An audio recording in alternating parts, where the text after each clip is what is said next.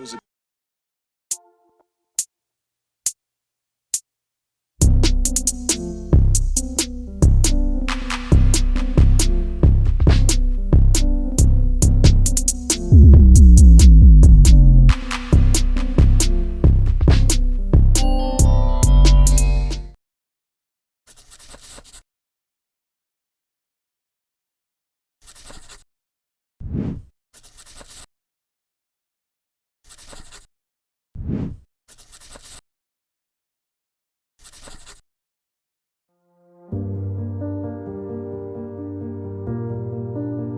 Examining the attitudes towards infidelity is important, considering the fact that there's evidence supporting the relationship between permissive sexual attitudes and the likelihood of engaging in infidelity. A lot of people disapprove of infidelity, terming it as socially reprehensible and immoral, even though the attitudes do not translate into behavior given the prevalence of cheating. Up to 77% of people agree that extramarital or extra-pair sex is often wrong, a phenomenon explained by the fact that infidelity is largely thought to be immoral. Noteworthy, the circumstances surrounding infidelity significantly determine people's attitudes. For instance, infidelity in the case of a relationship that has problems is less disapproved by both genders. Infidelity arising from a strong attraction to the extra-pair partner is less condemned compared to cheating out of spite, or to punish the other person. Similarly, deliberate infidelity is more condemned compared to opportunistic infidelity.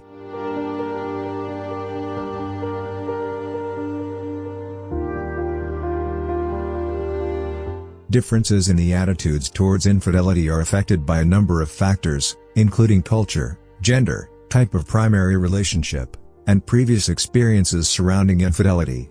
Some countries or societies are more tolerant of extra-pair relationships than others are. For instance, citizens in Russia, Bulgaria, and the Czech Republic are more tolerant towards infidelity, while the opposite is true for the Netherlands, especially on the grounds of morality for married and cohabiting couples. Other studies suggest that the overall liberal values of the Danish society are responsible for permissive sexual attitudes and more approval of extra-pair relationships by those with a history of infidelity.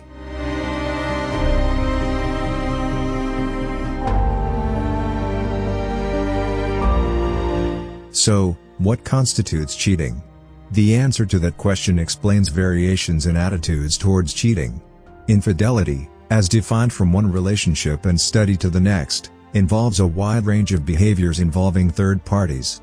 The behaviors include sex, love connections, kissing, and oral sex, among others. A lot of people disapprove of infidelity that involves sexual intercourse, are less disapproving of emotion-only infidelity, and are most disapproving of infidelity that involves both sex and emotions. Gender not only interacts with the type of infidelity, but also with the meanings attached to behaviors. Women place greater emphasis on emotional connections compared to men, whereas men prioritize sexual experiences over anything. Women prioritize emotional experiences over anything else, and are more likely to engage in emotional and sexual infidelity combined.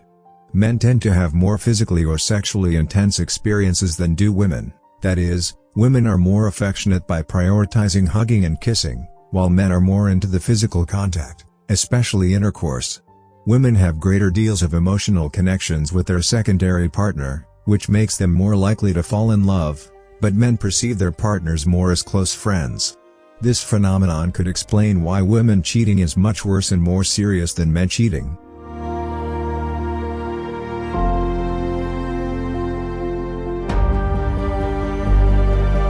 Men are more likely to perceive sex with someone other than those they're in the primary relationship as sexual, whereas women are more likely to combine sexual and emotional motives when cheating. However, the relationship between the approval of infidelity and actual involvement in infidelity is only reported in men, but not women. Some studies suggest that gender differences in infidelity are somehow noticeable since the rates are starting to converge. The attitudes surrounding men's sexuality differ based on the types and circumstances surrounding the extra-pair relationship. Most people perceive women as having less urgent and weaker sexual desires, while men have the natural need for sex, which requires a set frequency threshold for satisfaction. Women are seen as more in control of their sexual urges as compared to men who are out of control. The social presentation of women as more in control of their sexual urges, compared to men, explains why infidelity is perceived as more wrong when it is a woman involved, compared to when it is a man. Also, women are more disapproving of extra-pair relationships than men are, a phenomenon that makes it quite ironical when they engage in infidelity, something they predominantly disapprove of.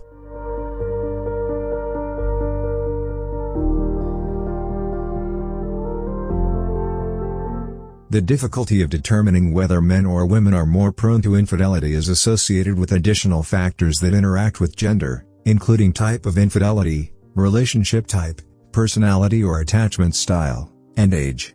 For instance, men are more likely to engage in sexual infidelity, void of any emotion, while women are more likely to engage in emotional infidelity. Men with dismissive attachment styles are more prone to engaging in infidelity compared to their counterparts who attach securely. Gender not only interacts with the types of infidelity but also the meanings. Younger women in their prime are more likely to play the field, have multiple sex partners, since they have access to more opportunities than do younger men, and it explains why union formation is being delayed these days.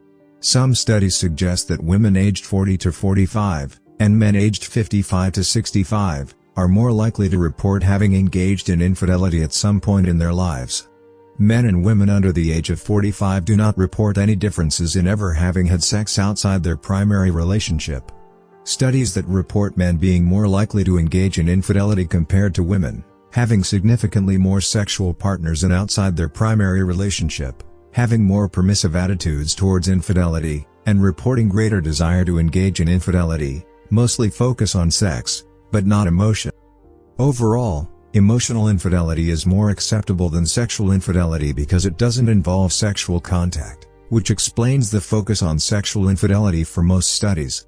Extra-pair relationships that contain both emotional and sexual fidelity are the least acceptable, which could explain why women's infidelity is way worse since men are more likely to engage in cheating void of emotion, while rarely can women.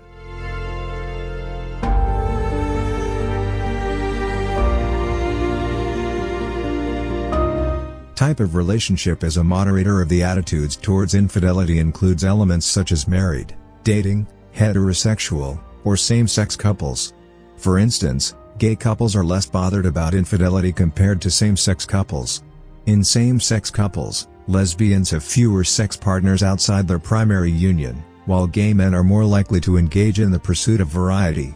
In dating relationships, more men than women engage in sexual activities outside their primary relationship. In all types of relationships, possessiveness increases with the fear that a partner could be unfaithful.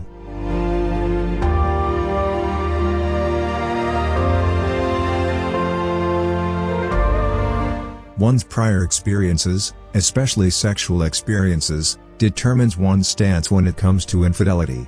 Particularly, whether one has been a victim or perpetrator of infidelity is associated with different attitudes towards the same. For instance, 90% of husbands and wives who have a history of infidelity express understanding of the fact that there are instances that push people into cheating, and it's justified. People who are most likely to engage in infidelity are also most likely to approve of cheating.